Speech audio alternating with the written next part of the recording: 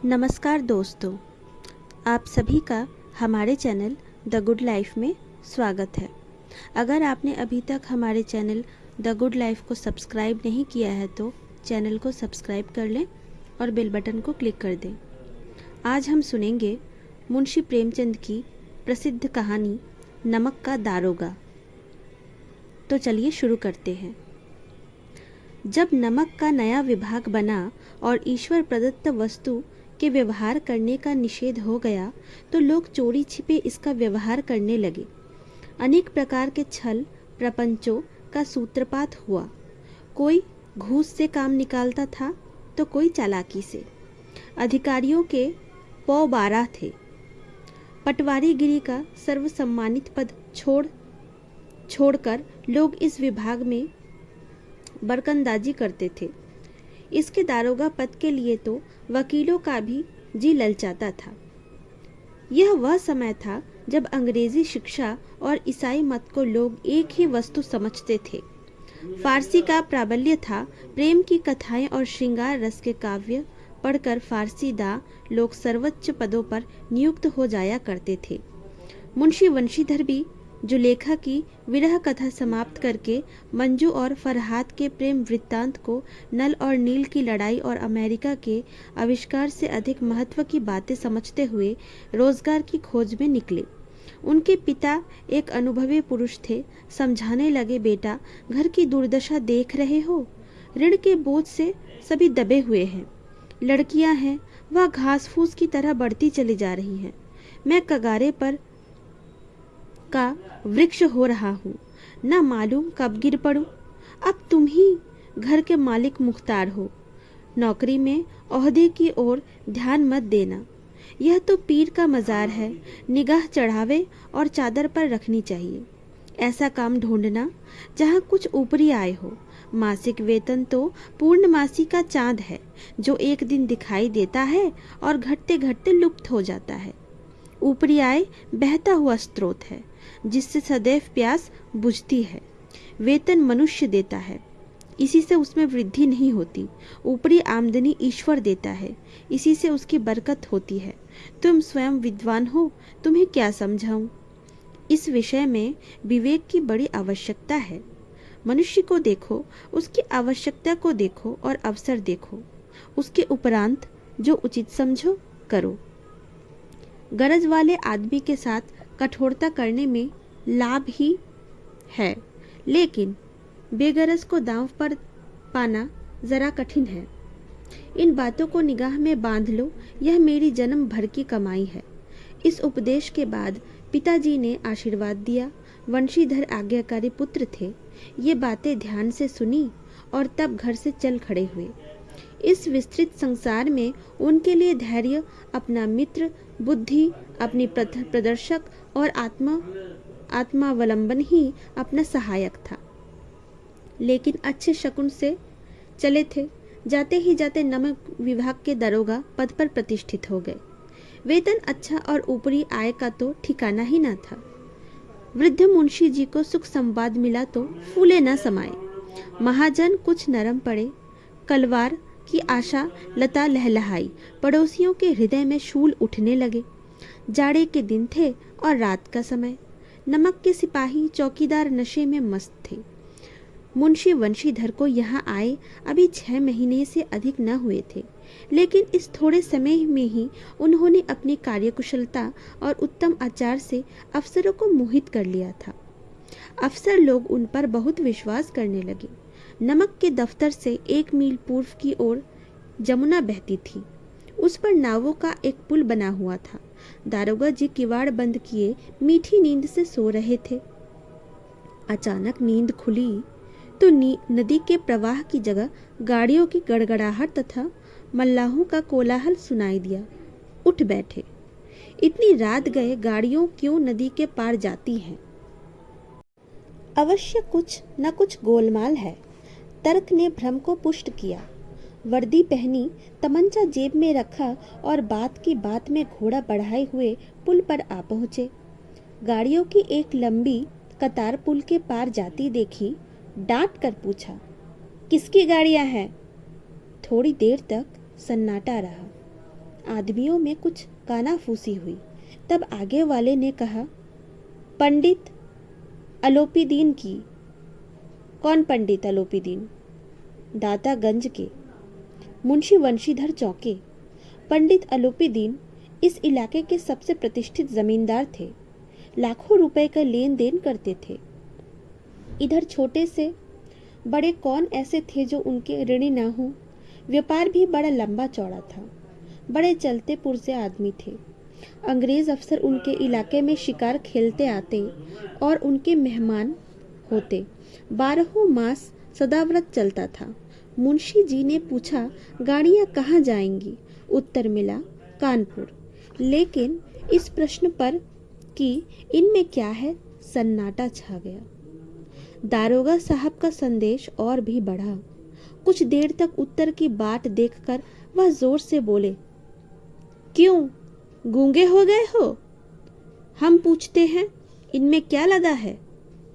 जब इस बार भी कोई उत्तर ना मिला तो उन्होंने घोड़े के एक गाड़ी से मिलाकर बोरे को टटोला। भ्रम दूर हो गया। यह नमक के ढेले थे। पंडित अलोपीदीन अपने सजीले रथ पर सवार कुछ सोते कुछ जागते चले आते थे।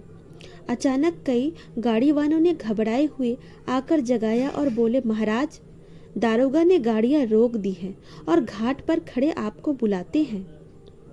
पंडित अलोपीदीन का लक्ष्मी जी पर अखंड विश्वास था।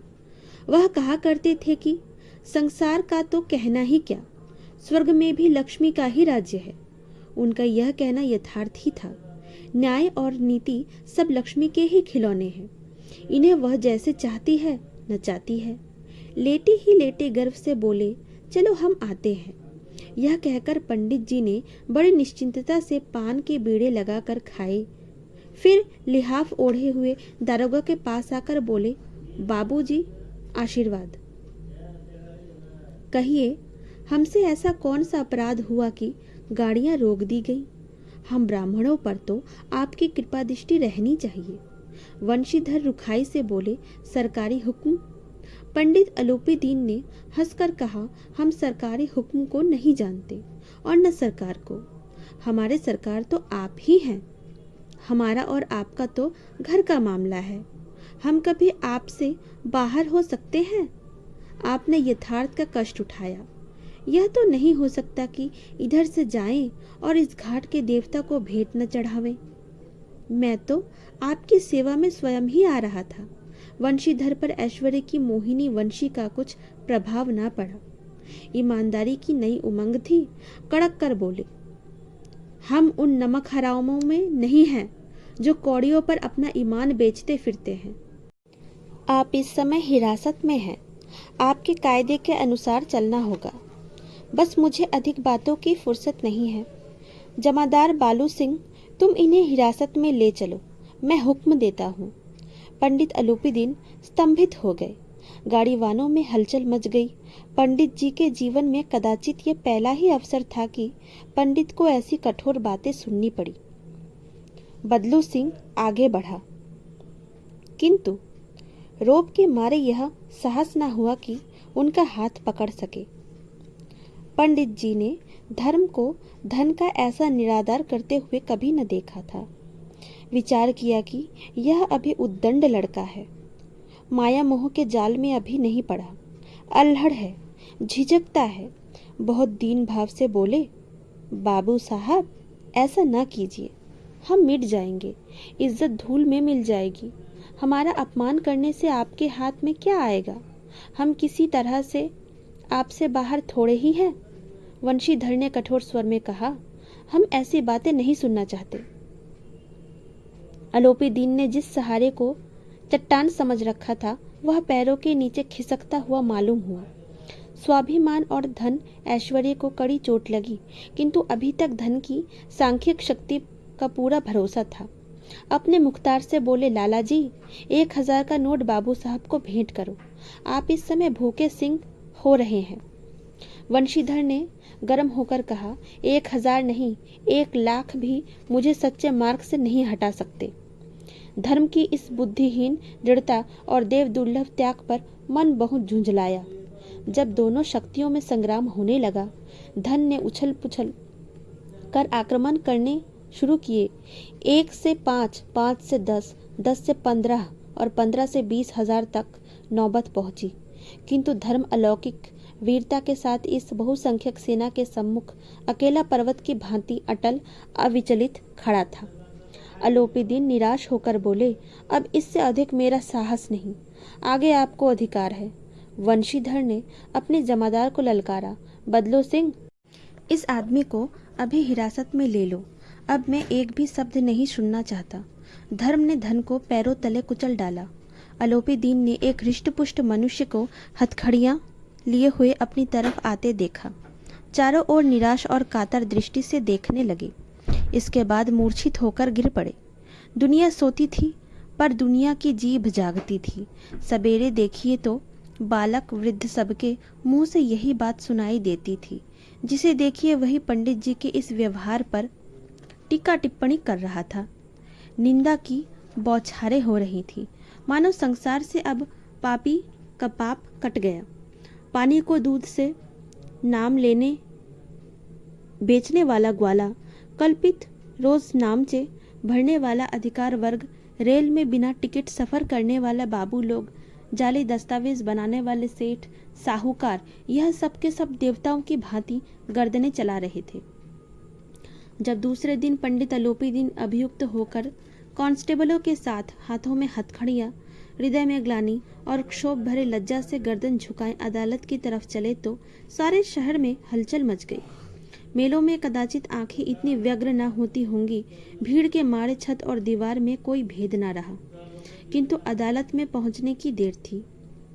पंडित अलोपीदीन इस अगाध वन के सिंह थे। अधिकारी वर्ग उनके भक्त, अमले उनके सेवक, वकील मुख्तार उनके आज्ञापालक और अर्दली, चपरासी तथा चौकीदार तो उनके बिना मोल के गुलाम थे। उन्हें देखते ही लोग चारों तरफ से दौड़े। सभी लोग विस्मित हो रहे थे, इसलिए नहीं कि अलोपीदीन ने क्यों यह कर्म किया, बल्कि इसलिए कि वह कानून के पंजे में कैसे आए। ऐसा मनुष्य जिसके पास असाध्य साधन करने वाला धन, अनन्य वाचालता हो, वह क्यों कानून के पंजे में आए। प्रत्येक मनुष्य उनसे सहानुभूति प्रकट करता था। बड़ी तत्परता से इस आक्रमण को रोकने के निमित्त वकीलों की एक सेना तैयार की गई। न्याय के मैदान में धर्म और धन में युद्ध ठन गया। वंशीधर चुपचाप खड़े थे। उनके पास सत्य के सिवा कोई बल न था, न स्पष्ट भाषण के अतिरिक्त कोई शस्त्र। गवाह थे, किंतु लोभ से डावाडोल।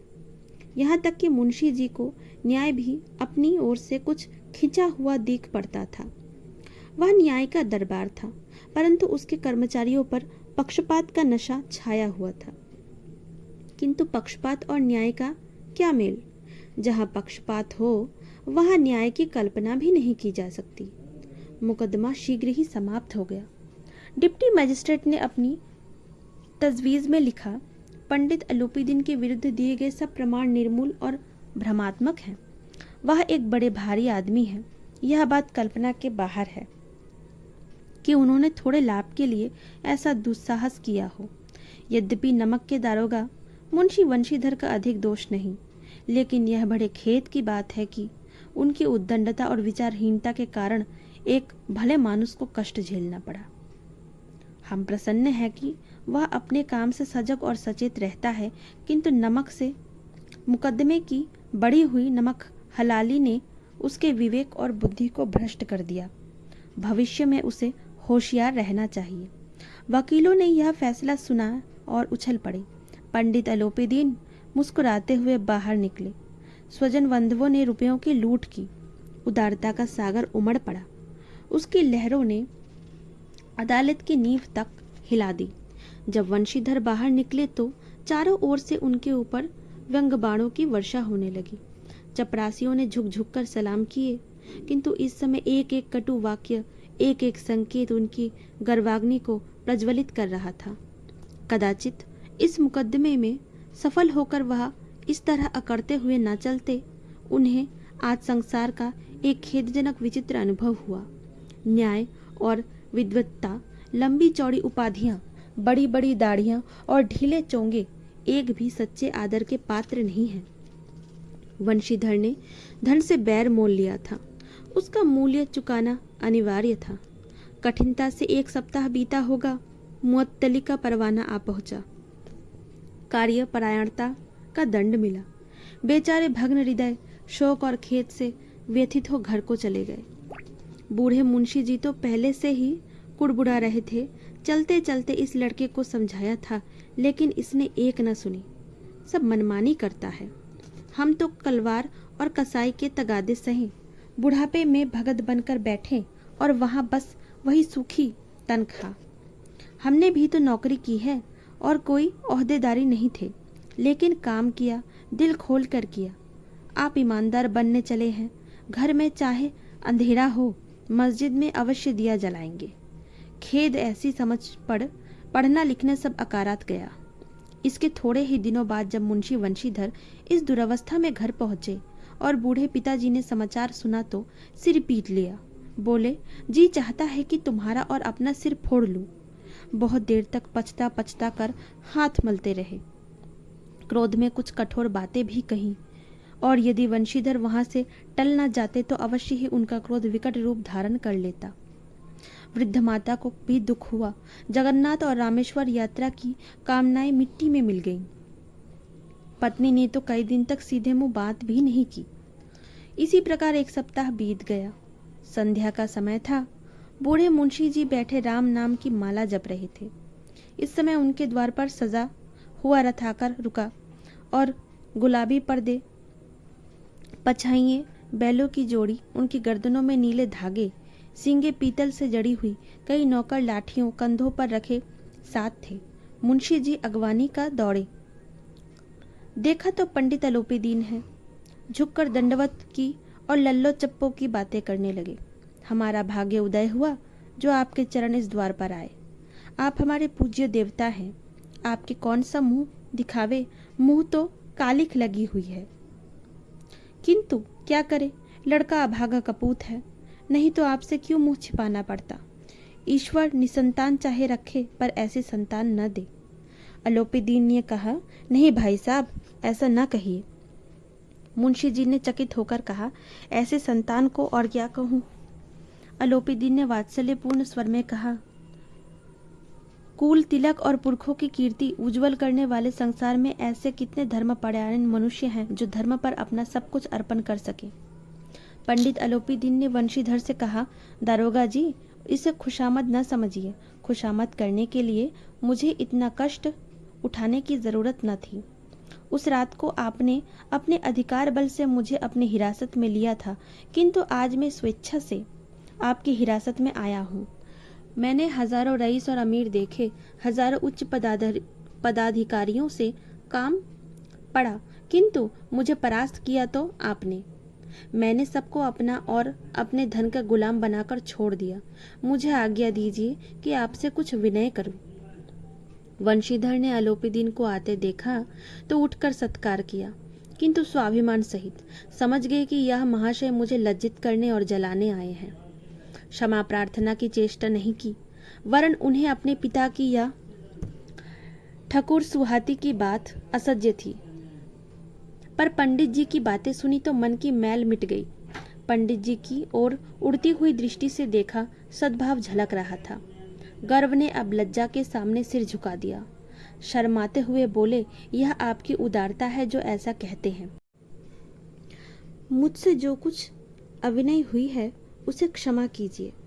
मैं धर्म की बेड़ी में जकड़ा हुआ था, नहीं तो वैसे मैं आपका दास हूँ। जो आज्ञा होगी वह मेरे सिर माथे पर।